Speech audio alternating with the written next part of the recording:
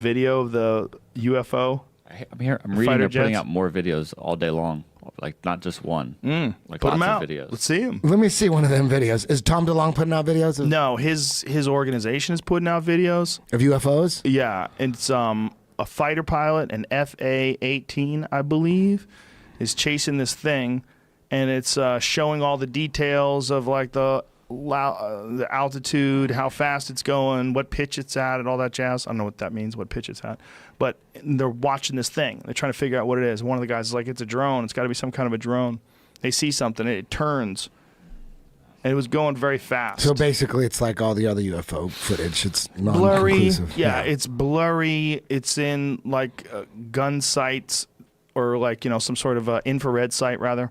So you're looking at it through this weird infrared video where it doesn't necessarily look, it's weird. It's weird. You're looking at it, you're like, okay, what am I looking at? I'm looking at a little object. Do you remember that quote? It could be a total bullshit quote from Werner von Braun that he said right before he died that beware of the fake alien invasion. Did he say that? In so many words. I hope he did. I hope he did, and he did it just to fuck with people. See, Maybe. that's it flying around. There's a whole fleet of them. Look at my ASA. Oh my gosh. They're all going against the wind. The wind's 120 knots to the west. Look at that thing, dude.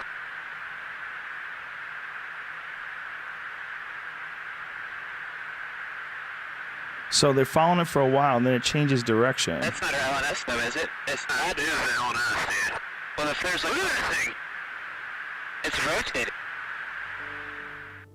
So whatever that is fucking super interesting. And I heard they're now going to fly Travis Barker to Washington, D.C. to talk to people and give him some information as well. No way. No next, way. Next, they're going to fly Kanye West. They're going to fly him out and show him the secret lab. For real? No. Oh. I'm making this up. Okay. I just think it's crazy fake that as they're fuck. flying Tom DeLonge out. No, it might not be fake. It might be real. It could be. It looked fake. Here's the thing about aliens, right? How often do you think they'd have to visit? I think they could get it done once in the 70s and be done with us.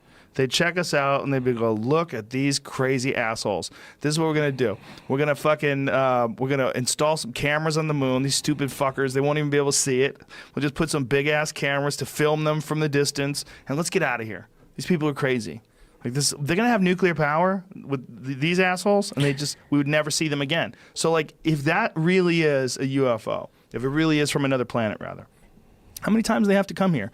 If they are real, how much evidence would you really see of them? Would you see it once every 10 years? How often would they come by? Who had that joke that, was it you maybe? Someone had a joke that like maybe this is like the Tijuana of the universe or something? Yeah, this is the Tijuana of outer space. They only come down here when they're fucked up and they want to see a show. Was that part of your Yeah. That was old. Yeah, that's super old. That's 2000s, early 2000s. Yeah, I think I'm not a non-believer, that's for fuck sure. I think it's entirely possible. Like if I looked up in the sky and an alien ship flew by, I would never think there's no way that can't be real, it can't be possible. I would think, wow, they visited us. I mean, I'm sure there's something out there that's smart. I'm sure there is. It's a matter of what it would look like, Would it even be in a physical form anymore? I mean, why do we assume that everything has to be in a physical form? You would see a plume if that was an airplane. It's creepy how it takes off. Yeah. With active jamming, it's intelligently controlled. There's no rotors, there's no plumes, there's no exhaust, there's no tail fin, there's no tail number. This thing goes from a standstill, takes off. It's a propulsion system we don't have in our inventory, and no other nation does. That's how it's understood by the government.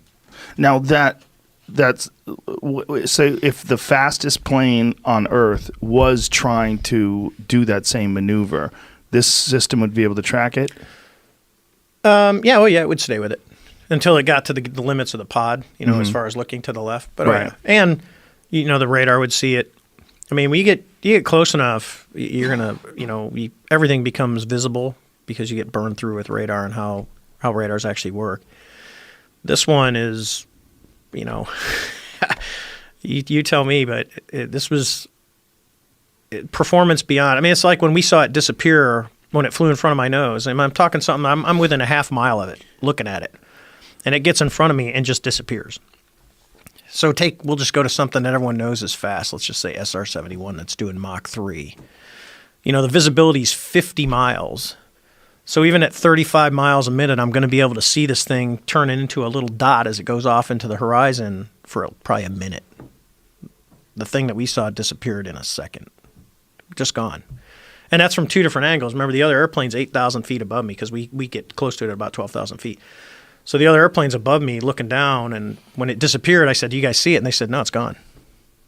I agree. And we are, it's wired into our DNA. Now, my problem is, why couldn't science, given that, there are billions of Earth-Sun systems within just the Milky Way galaxy, and then 1 trillion galaxies like the Milky Way in the observable volume of the universe, why can't the mainstream of astronomy simply say, conservatively, just assuming the most conservative, not speculative assumption. Conservatively, we are at the middle of the road, kind of life.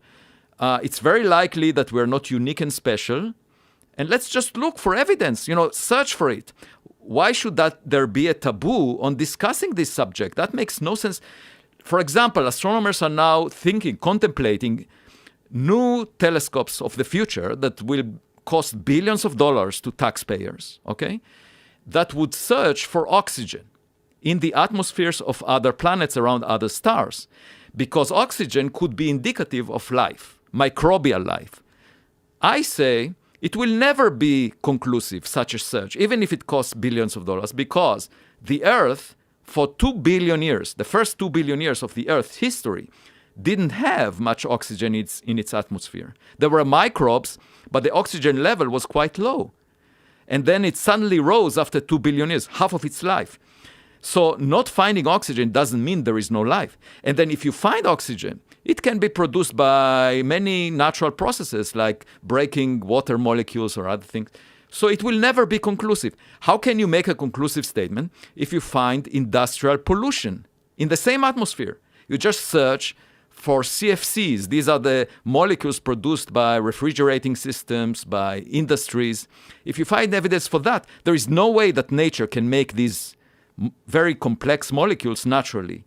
So I say to the mainstream of astronomy, use the same instruments and motivate them by this question of, can we detect industrial pollution?